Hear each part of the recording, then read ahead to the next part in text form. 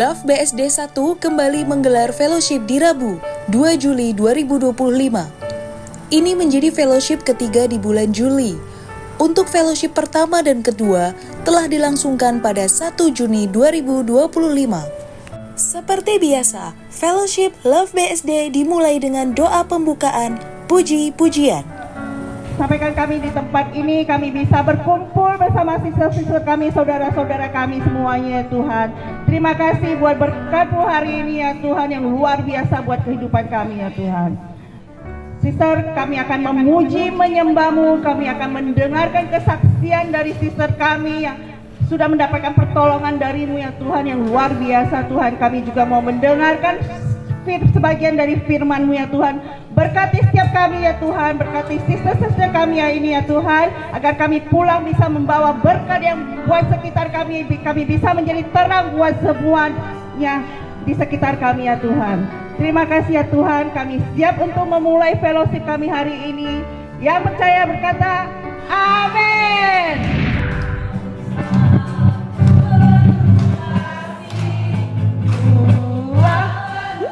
Ayo sister yang semangat, kita joget ya. Yuk gerakan badannya. Kau ada waktu suka, ada waktu duka. Kau setia dan selalu bersamaku. Kau membuatku tersenyum, membuatku tertawa, membuatku bahagia. Ayo, Yesus Kaulah sahabat, selalu hadir setiap saat. Hatiku bergembira bersamamu Yesusku. Kanan kiri ke depan, mari semua bergoyang, menari bergembira, sukacitaku dalam Yesus. Sukacitaku dalam Yesus. Sukacitaku dalam Yesus. Ya silakan duduk sister, kita mau mendengarkan kesaksian ya. Apa kabar? Amin. Terima kasih sis yang cantik yang sudah berkumpul bersama ya. Pertama-tama saya mengucapkan terima kasih kepada Tuhan Yesus ya, boleh kasih ketemu semua di tempat ini. Kita boleh sehat bernafas tuh anugerah loh. Tidak orang yang udah nggak bernafas, ada yang ada tapi lagi masalah gitu kan. Kalau bisa ada, bersyukur. Dan terima kasih kepada Ibu Ketua, Ibu Lovisa yang cantik nih kayak Barbie nih. Beri kesempatan, dan para pengurus terima kasih. Suami, oh ya, nama saya Linda Guslow, saya istri dari almarhum Melki Guslow. Kalau udah umur 50 tahun ke atas pasti sempat dengar lah yang ada namanya artis ya, ada Rudy Pesolima, ada Diana Nasution ya. Apalagi ibu yang rambut putih nih, udah angkat tangan katanya kenal. Maksudnya dengar ya. Iya, baik. Nah, saya punya suami, saya nikah dulu, dia duda. Istrinya meninggal loh, bukan hidup, jadi saya bukan pelakor. Soalnya ibu-ibu nih. Saya menikah dengan suami itu, dia duda anak 5. Kalau di, katanya, kalau di toko kan ada buy one get one free ya, kita belanja ya. Saya buy one get five free, sedap. Yang tua lagi sama saya cuma beda 4 tahun. Wah, betapa senang juga ya, saya nggak repot ngurus-ngurus baby ya. Tapi ternyata nggak gampang juga loh, urus orang-orang udah gede. Bagaimana kok saya bisa kuat? Orang tanya, ibu udah kawin lagi? Belum. Mau kawin lagi? Mau. Itu soalnya saya menjanda umur 40 tahun loh. Kalau saya janda umur 70, ya ngapain kita kawin lagi ya? Ya. Ini 40. Tapi saya nggak mau sembarangan. Karena saya udah bertobat. Sister-sister nih baca. di Ibrani 13 ayat 4 sampai 6. Bayangkan 3 ayat aja sampai saya hafal karena ini yang menolong saya. Coba buka deh Ibrani 13 ayat 4 sampai 6. Makanya rajin-rajin baca firman karena firman adalah jawaban. Firman kan Yesus kan? Itu jawaban, Yesus jawaban. Dia bilang begini, hendaklah kamu semua penuh hormat terhadap perkawinan. Janganlah kamu mencemarkan tempat tidur. Sebab, ada sebab kalau cemarkan tempat tidur.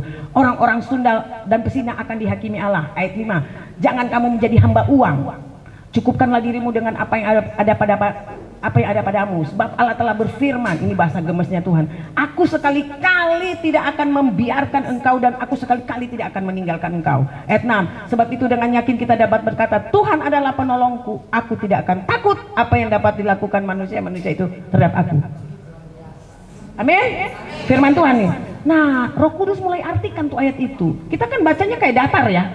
Nah, pergumulan saya waktu itu butuh duit, bukan butuh kasih sayang, butuh lelaki atau butuh seks, enggak. Saya lagi gimana caranya ya?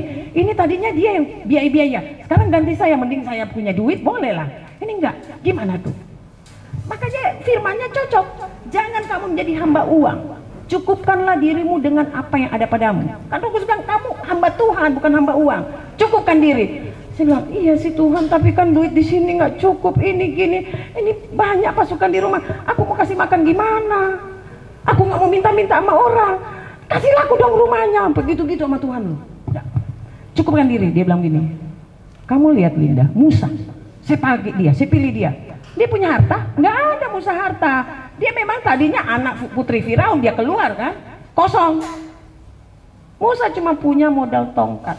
Tapi modal tongkat itu Tuhan bisa pakai untuk menyelamatkan bangsa Israel yang diperbudakan di Mesir. Ya, untuk diselamatkan, bawa ke tanah perjanjian. Itu Musa.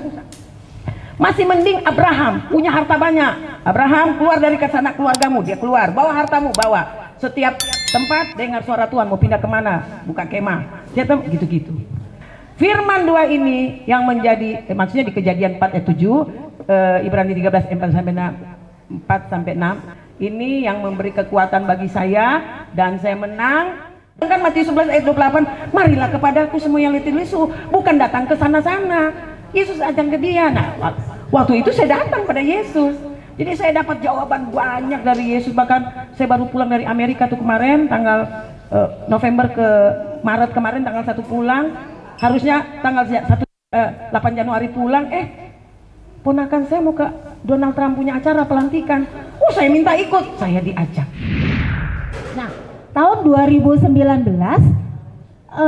saya tuh enggak gini. Saya waktu tahun 2016 saya bulatkan hati saya untuk saya keluar dari dunia asuransi, sister. Jadi 2016 saya keluar dari dunia asuransi. Saya pikir saya mau fokus keluarga sama anak-anak. Itu anak-anak kan udah besar, anak saya banyak gitu ya. Jadi saya perlu untuk fokus di keluarga. Tiba-tiba ya itulah ya, mungkin biarlah kehendak Tuhan aja yang jadi, bukan kehendak saya. Singkat cerita nih, karena waktu juga. Nah, saya berarti 2020 saya nggak bisa kerja, tapi tetap Tuhan kasih 1 tiket, teman-teman. Ya, itu kayaknya aduh di luar dari nalar saya, di luar dari pikiran saya, kayaknya nggak mungkin gitu loh, mustahil. Saya nggak pernah ketemu orang, terus saya cuma baju gitu ya. Tunggu, tiba-tiba saya dapat 1 tiket. 1 tiketnya ke Eropa lagi ya, teman-teman. Kan kalau ke Eropa kayaknya cukup tinggi lah ya omsetnya gitu ya, tapi itu semuanya kebaikan Tuhan. 2021 tetap saya juga dapat, tetapi sisa-sisa 2022 tiba-tiba saya dipanggil. Ternyata ujungnya seperti ini. 2022 ternyata saya di-terminate nih, sister-sister. Saya tuh 2022 Desember itu saya di-terminate. Tahu nggak di-terminate? Dikeluarkan. Sangkanya saya tetap masih gabung, padahal kan sama sekali nggak dinyatakan bahwa saya itu bersih. Memang legal bilang, saya minta buat legal pernyataan bahwa saya itu lepas dari sekelompok orang yang tidak bertanggung jawab itu, ya kan? Jadi saya bersih, saya ada suratnya dari legal. Ternyata ya sudah. Nah, teman-teman, berarti kalau di terminate saya punya komisi, larinya ke atasan saya ya. Ya saya sedih, saya kecewa, saya mau lari deh gitu loh. Karena saya pikir aduh ini saya nggak mampu deh dapetin karena saya nggak kuat gitu loh. Tiba-tiba ya sudahlah, udah. Nah, kalau kita kita mengandalkan Tuhan, Tuhan kasih kekuatan kita, Tuhan kasih penghiburan, sukacita terus dalam hati, itu ya sudahlah. Kita awal-awal sih berat ya, aduh kayaknya kerja terus diambil gitu ya, tetapi ya sudah sampai hari ini Tuhan masih pelihara saya ya sister-sister gitu loh. Ya udah, jadi saya tulus ikhlas saya kasihin semua karena saya yakin percaya bahwa Tuhan kasih saya bukan rancangan kecelakaan, tetapi rancangan damai sejahtera. Ya oke, biar kesaksian saya membawa berkat semua ya, amin.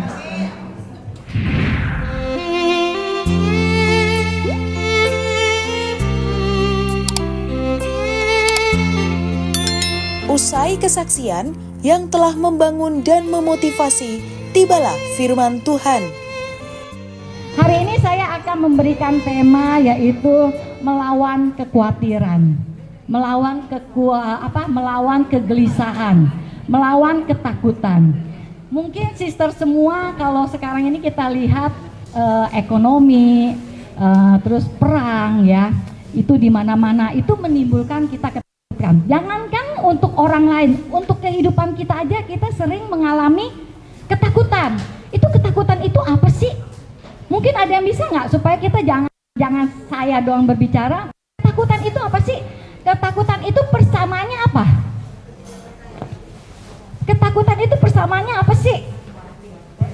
Ya, khawatir, terus tidak tentram, terlalu merasa khawatir, terus tidak tenang. Ya, mungkin kita sering banyak yang tidak tenang kalau terlalu banyak pikiran. Terus cemas yang berkelebihan. Itu dia, ya itu namanya khawatir. Terus di sini dibilangin ketakutan, yang penuh ketakutan. Sebenarnya kalau kita di dalam Tuhan, yang namanya khawatir itu di Alkitab sudah dikatakan ada berapa? Kalau Tuhan bilang di Alkitab dibilangin seberapa banyak? Janganlah kamu khawatir, janganlah kamu takut, janganlah kamu khawatir, janganlah kamu khawatir. Ada berapa? 365 kata di dalam Alkitab mengatakan kita jangan khawatir. Jadi 365 itu hampir setiap hari firman Tuhan mengatakan kita jangan khawatir. Tapi kadang-kadang khawatir. Betul nggak? Ya. Jadi khawatir itu sebenarnya ya kalau kita di dalam Tuhan itu sebenarnya kalau ketakutan kita sampai itu sesuatu hal yang menghimpit kita. Tetapi kalau kita di dalam Tuhan itu tidak akan terjadi. Tapi ketakutan itu iblis menyerang kita sampai kita kadang-kadang depresi. Itu dia. Saya pernah mengalami saudara. Saya benar-benar pernah mengalami hal ini. Tapi puji Tuhan, Tuhan sudah tolong saya untuk tidak depresi lagi. Ya. Jadi memang kita tuh nggak bakalan sangka orang kaya pun ya itu nggak jauh dari khawatir. Orang mau duit atau banyak pun, jangankan kita yang misalnya kita biasa-biasa aja. Orang kaya pun juga hidupnya kadang-kadang mereka tidak bisa tidur. Sampai mereka depresi, akhirnya mereka bunuh diri. Kadang-kadang juga mereka mungkin hidup dalam kemewahan. Tetapi mereka tidak tahu umurnya mereka itu berapa lama lagi. Kita kadang-kadang ngelihat orang itu hidupnya itu mau vitamin, hidupnya mewah. Bahkan dia punya uang mungkin triliunan. Mungkin pernah dengar gak yang itu orang kaya India yang kemarin itu meninggal gara-gara apa? Itu orang kayanya itu tuh nggak lagi main golfnya bukan di Sentul, bukan di maksudnya bukan di tempat-tempat biasa, main golfnya itu di tempatnya kerajaan Inggris. Bayangin itu orang India itu betapa dia kayanya, temen-temennya, friend-friendnya semuanya itu orang kaya semua. Itu bener-bener kalau yang sudah golf di kerajaan Inggris itu kita udah nggak bisa hitung lah, nggak bisa hitung pakai kalkulator uangnya berapa banyak. Tapi ketika dia main golf itu ada lebah, terus ada lebah masuk ke dalam mulutnya, dalam hitungan berapa detik dia meninggal. Itu dia. Kita kadang-kadang bingung ya, itu kekhawatiran itu yang orang tidak pernah sangka hidup manusia itu bisa dalam sekejap Makanya ketika kita sorry to say ya, kita juga tidak tahu ketika kita keluar dari tempat ini apa yang akan terjadi. Makanya sister, itu kita perlu namanya apa? Doa pagi. Kita perlu namanya ada pujian penyembahan kepada Tuhan. Ya, di sini saya akan memberitahu. Ini tentang Yairus. Sorry, saya jadi keluar dari Alkitab. Yairus ini kalau kita baca di Markus 5 ini ya, itu kebanyakan kita pasti kita sering dengar cerita tentang wanita pendarahan. Tapi yang saya mau katakan di sini adalah Yairus, wanita pendarahan ya. Itu selalu kita dengar di gereja-gereja atau dimanapun ya. Tapi saya di sini mau bicara tentang Yairus. Yairus itu kenapa? Waktu Tuhan Yesus tiba di dalam kota itu, Yairus mendengar, oh ini ada Tuhan Yesus nih, aduh saya pengen ketemu Tuhan Yesus. Kenapa? Karena dia lagi mengalami masalah. Masalahnya apa? Masalahnya apa? Tadi yang udah baca firman apa? Anaknya mau meninggal. Itu berarti sakitnya tuh sakit keras.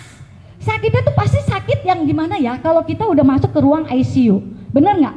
Itu pasti kita sebagai ibu atau sebagai ayah, kita pasti merasa takut. Bener nggak?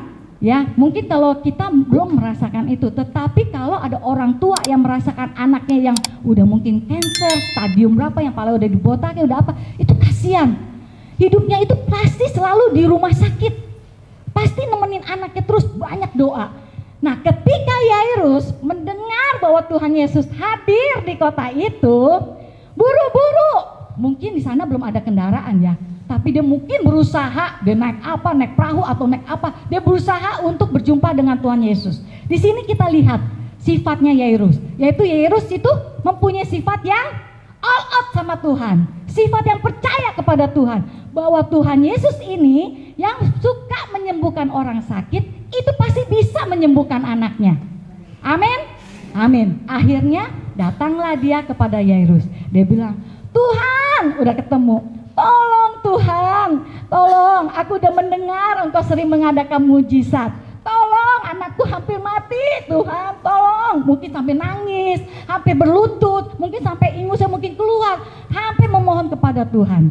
Tapi Tuhan mengenal Yairus. Kenapa Tuhan Yesus mengenal Yairus? Karena Yairus ini adalah dibilang di Alkitab itu kepala ibadah. Jadi seperti gembala. Mungkin di sana kalau gembala itu ada berapa biji, jadi mungkin Tuhan Yesus tahu. Yairus ini adalah gembala yang suka mungkin membereskan gereja, yang suka rapi-rapi, yang suka membawa firman. Makanya mereka ada mungkin pernah WA-WA-an ya. Jadi Tuhan tuh mengenal mungkin Sis Lovisa.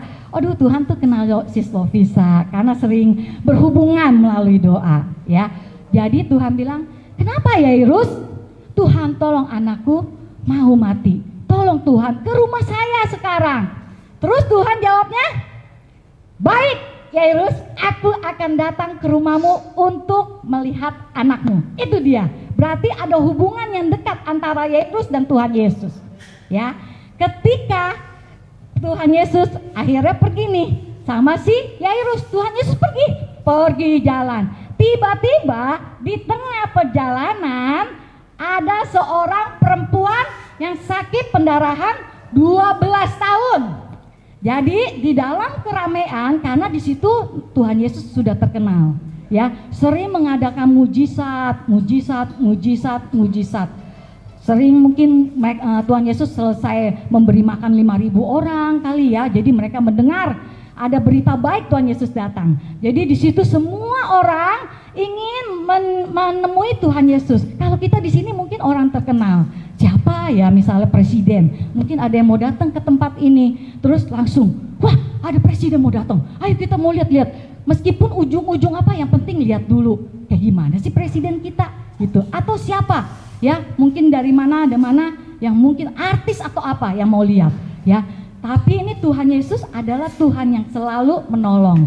Akhirnya pas sampai di tengah jalan, perempuan penyakit pendarahan 12 tahun itu juga melihat Tuhan Yesus. Dia juga percaya kepada Tuhan bahwa Tuhan Yesus itu akan menyembuhkannya. Karena dia udah capek, ngobatin. Jadi perempuan 12 tahun ini bukan orang yang miskin ya, kalau saya lihat ya. Dia sudah berobat. Dia sudah berobat kemana-mana, sudah menghabiskan uang, mungkin udah pakai mau yang terapi apa, mau yang apa, ke dokter dikasih obat, mungkin udah ke Penang, udah ke Singapura apa segala, udah berobat. Tapi tidak sembuh, dibilangnya. Tidak sembuh.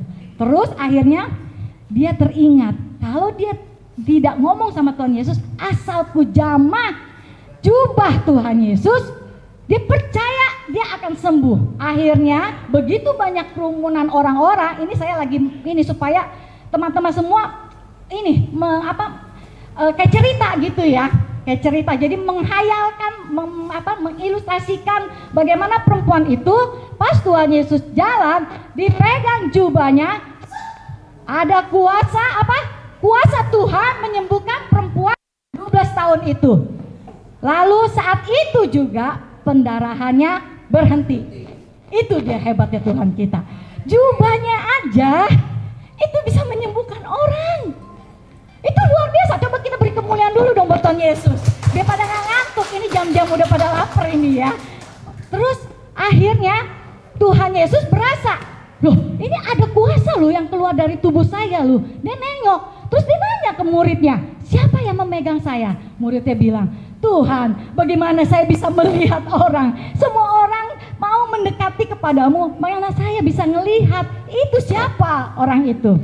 Tetapi Tuhan bilang, ada seorang yang ada kuasa yang keluar dariku, dan orang itu sembuh.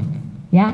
Terus akhirnya saudara, Yairus yang saat itu sedang bersama dengan Tuhan, Yairus lagi bersama dengan Tuhan kan, ya, melihat perempuan itu, loh hebat loh, sembuh, wah luar biasa. Mungkin dia, waduh Tuhan, waduh aku bener nih, ini orang pilihanku tepat, Tuhan Yesus pasti bisa menyembuhkan anaknya. Kalau orang itu bisa disembuhkan, aku yang lebih kenal sama Tuhan, pasti sembuh juga anakku. Ya, jadi pergilah si Yairus sama Tuhan Yesus jalan sama-sama mau ke rumahnya. Nah, pas belum sampai rumahnya, tiba-tiba Yairus punya saudara, mungkin juga kayak kita. Dia kan karena gembala, mungkin punya pelayan-pelayannya, orang-orang yang melayani Tuhan di gereja, bilang, Yairus, si Yairus kenapa nih ya? Percuma lu ke rumah, anakmu sudah mati, dibilangnya. Anakmu sudah meninggal, jadi lu gak usah nyusahin Tuhan Yesus untuk datang ke rumah. Anakmu sudah mati. Langsung drop. Yairusnya langsung, ya anakku mati. Apa yang ada di dalam pikiran Yairus? Pasti Yairus menyalahkan seorang perempuan itu yang mendekati Tuhan Yesus. Ini gara-gara ini nih, gue jadi telat. Ini gara-gara ini anakku gak tertolong. Jadi Yairus otaknya tuh berkecambuk. Loh Tuhan, ini kenapa ya anak saya meninggal? Karena Yesus lebih percaya kepada omongan pengurus-pengurusnya, pelayan-pelayannya, saudaranya. Dia lebih percaya anaknya meninggal. Tuhan melihat Yairus, ya, karena Yairus mulai kesal, mulai tidak percaya apakah Tuhan bisa membangkitkan anaknya karena anaknya sudah meninggal. Tapi Tuhan Yesus bilang, kamu jangan percaya. Makanya sister ya, kita di perkumpulan seperti ini sangat bagus. Love kita ini sangat bagus. Tapi kita minta supaya sister-sister semua, ketika ada orang yang sakit, ketika orang yang dalam masalah, jangan kita meremehkan. Jangan kita ada masalah, ya lu sendiri sih yang berbuat gitu, jadi rasain aja. Mungkin di depan dia kita ngomongnya baik, tapi di hati kita berbeda. Jadi saudara ya, kita percaya memang ada waktunya kita merasa, lah kok kenapa begini? Benar saudara, itu hopeless loh. Karena kenapa? Perjuangan dia dari berapa ratus orang, berapa ribu orang, itu susah itu dia hadapin. Begitupun dengan kehidupan kita, itu sangat sulit sekali ya. Terus oke, yang terakhir, jadi kita tuh harus banyak mempercaya Tuhan. Yang kedua adalah kita berdoa. Saudara, kita tuh harus banyak berdoa akhir ini. Siapa lagi yang mau berdoa untuk dunia ini kalau bukan kita? Jadi berikan waktu kita 10 menit sedikitlah, jangan waktu yang sisa, tapi waktu yang ada kita berikan kepada Tuhan. Kita berbicara kepada Tuhan, intim dengan Tuhan. Tiba saatnya Ketua Love BSD, Sis Lovisa Marjuki, memberikan pengumuman. Sister, ini saya mau kasih tahu, bulan Agustus, Love BSD 1 mendapatkan tugas untuk menjaga PMI, donor darah. Donor darah sama Basar itu berbarengan. Nanti saya umumin di grup, takut salah tanggal. Kalau nggak salah sekitar tanggal di bawah sekitar tanggal 11 apa tanggal berapa gitu ya. Nah, terus yang kedua, Sister, bulan September itu kita adain fellowship, tapi bukan fellowship seperti ini. Kita kunjungan ke panti asuhan dan panti werdah. Ini grup yang ketiga. Grup ketiga berarti mengunjungi ke panti werdah. Grup yang pertama ke panti asuhan Beriku Hati, yang kedua panti asuhan Abigail Pamulang. Jadi grup ini ke panti werdah. Panti werdah di itu Sister tahu kan pendeta Resa Solihin almarhum. Nah, dia gerejanya di belakangnya ada panti werdah. Jadi kita ke sana panti werdahnya ya, dekat Pamulang Depok, nggak jauh dari sini, kira-kira 1 jam ya. Sawangan, daerah Sawangan. Jadi kita nanti saya umumin di grup, siapa yang mau ikut ke panti werdah, tolong di list ya, dan dicatat, dimasukin ke agenda supaya jangan ada kegiatan lain ya. Ini ke panti werdah. Ingat Sister, kalau kita mengunjungi ke panti werdah, panti asuhan, kita pasti diberkatin. Itu yang Tuhan mau ya, karena kita memperhatikan mereka ini ya kan, orang-orang yang susah gitu kan. Nah Sister, kalau ada yang mau menabur untuk di panti werdah, boleh di grup ya, saya mau menabur, mau berupa uang kek, mau berupa beras kak gitu, atau apapun ya. Kalau misalnya kalau mau baju juga, baju yang layak dipakai ya gitu ya. Kalau bisa di laundry dulu apa gimana supaya wangi ya mereka, jadi sana tinggal pakai. Nah terus kita tidak ada fellowship lagi, jadi kita nanti di bulan Oktober kita kembali lagi berfellowship. Nah nanti tempatnya ini saya lagi mencari ya. Kita di Love ini harus menetap. Jadi kalau misalnya tempatnya di sini, harus di sini menetap. Jadi jangan ke sana, ke sini, ke sana gitu ya.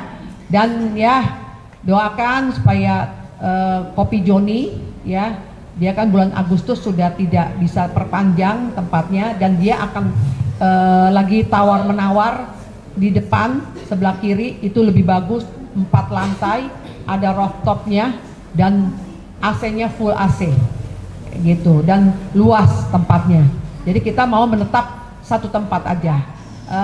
Dan saya himbaukan, tolong setiap grup ini setiap bulan datang. Ini cuma sebulan sekali ya. Kalau nanti misalnya sister mau, Sister Lovisa, saya mau dong, saya mau komitmen di Love BSD 1, saya mau dong seminggu 2 kali, sebulan 2 kali saya akan adakan, asal komit mau datang setiap grupnya ya. Terima kasih, Tuhan Yesus memberkati.